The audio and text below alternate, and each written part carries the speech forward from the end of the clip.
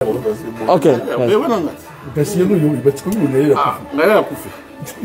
On baratanga à l'hôpital. Baratanga à l'hôpital déjà. Bozela trop. Madela dai. Nga. Nga ya papa bate. Yo bate le grand mokere ko. Le grand mokere sengenze. Asa mugala pan mwana timela bangwe. Puis de l'autre cheche.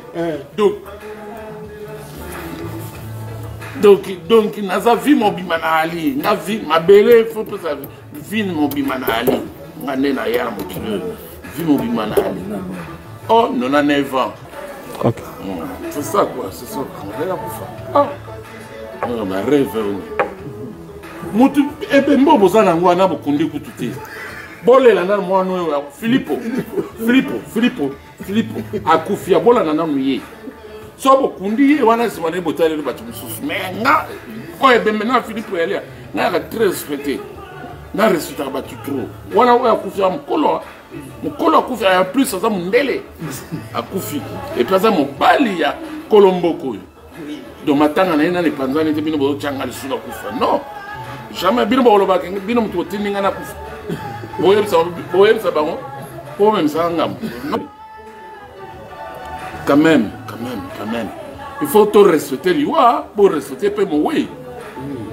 Oh, ils ont tourné, ngati bino bo honti na ngana kate tour. Finalement boza la boulte. Non, ngana o dai papa maboyete. Et puis ngana mbendrete pona dai.